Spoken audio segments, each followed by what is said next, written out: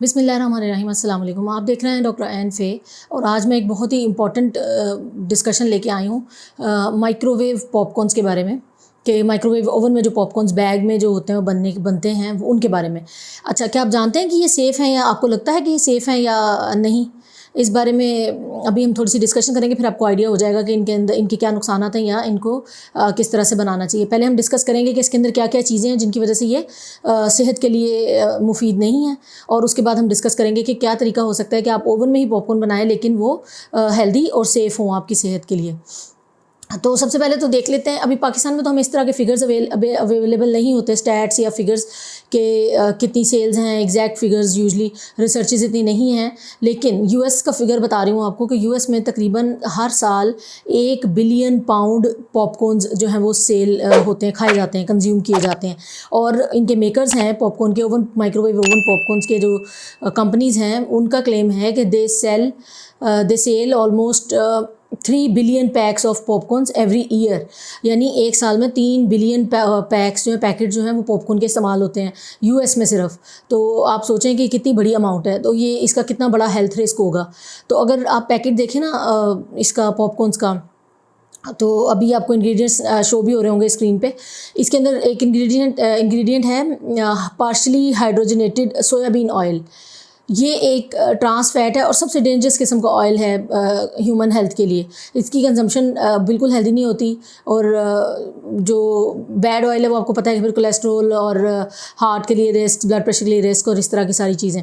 तो ये नहीं इस्तेमाल करना चाहिए रूटीन में हमें। तो पॉपकॉर्न्स के अंदर है और हम इस्तेमाल कर रहे हैं और हमें पता नहीं होता। दूसरा एक और इंग्रेडिएंट आपको नज़र आ रहा होगा, इसमें मेंशन हुआ होता है फ़िश एंड मिल्क। तो देखें, देखने को तो वो पॉपकॉर्न है, मकई है, किसी को बेचारे को क्या पता, हो सकता है कोई मिल्क से एलर्जिक हो तो वो यूज़ करेगा तो डेफिनेटली नुकसान हो सकता है। वो पॉपकॉर्न में क्या काम है फ़िश एंड मिल्क का? आई डोंट नो, वो फ्लेवर्स और उस तरह डालने के चक्करों में शायद ये चीज़ें डाल देते हैं।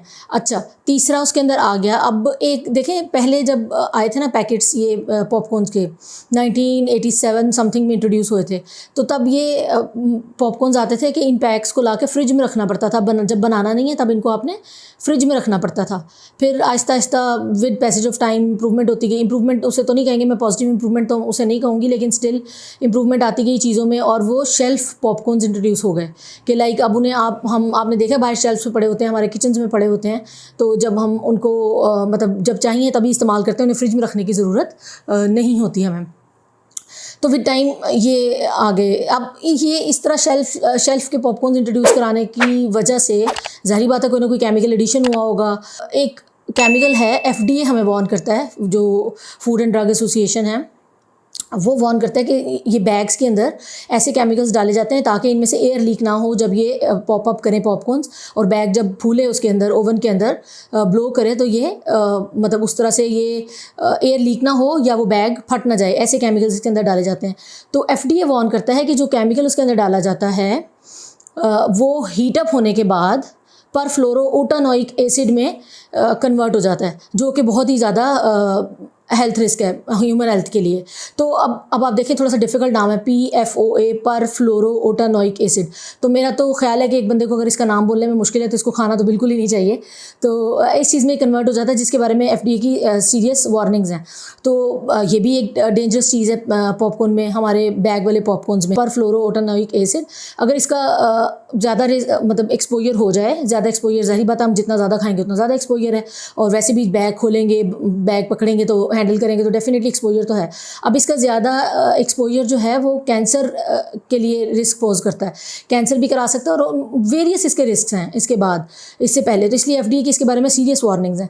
ठीक हो गया। अब लास्ट जो चीज़ हमारे पास आती है, अब हमने एक और, जैसे बटर वाले पॉपकॉर्न्स हैं, कोई लोग प्लेन भी पॉपकॉर्न्स खाते हैं, सॉल्टेड भी, लेकिन फेक बटर फ्लेवर ऐड करने के लिए इसके अंदर जो केमिकल डाला जाता है वो केमिकल्स डाले जाते हैं, तो डाइएसिटाइल के साथ कंपाउंड्स वो बने होते हैं। अब उसमें क्या है कि वो हमारी हेल्थ के लिए वो भी एक बहुत बड़ा रिस्क है। सीरियस ब्रोंकियल कंस्ट्रिक्शन करा सकता है। लाइक अगर कोई बंदा ऐसा है जो ऑलरेडी एजमेटिक है या फिर एजमेटिक नहीं भी है, एलर्जिक भी हो सकता है, एलर्जिक भी ना हो तब भी इसके डायएसिटाइल के कंपाउंड्स जो भी होते हैं इनके साथ ये सीरियस ब्रोंकियल कंस्ट्रिक्शंस करा सकते हैं, यानी कि सांस लेने में दुश्वारी आ सकती है किसी पेशेंट को अचानक से, या मुस्तकिल इसके इस्तेमाल करने से ब्रोंकियल कंस्ट्रिक्शंस हो सकती हैं और एक दमानुमा अटैक एकदम से बंदे को हो सकता है और वो ख़तरनाक भी हो सकता है। तो ये बिल्कुल सेहत के लिए अच्छा नहीं है। तो इसलिए ये भी आपको मतलब ज़ाहिर बात है, ये इसकी पांचवी चीज़ हो गई जो कि पॉपकॉर्न्स, पैकेट वाले पॉपकॉर्न्स में, पैकेट यानी माइक्रोवेव वाले पॉपकॉर्न्स में जो चीज़ सेफ़ नहीं है। अच्छा, अब हम देख लेते हैं कि ये अगर इनको सेफ़ बनाना हो तो किस तरीके से बनाएंगे।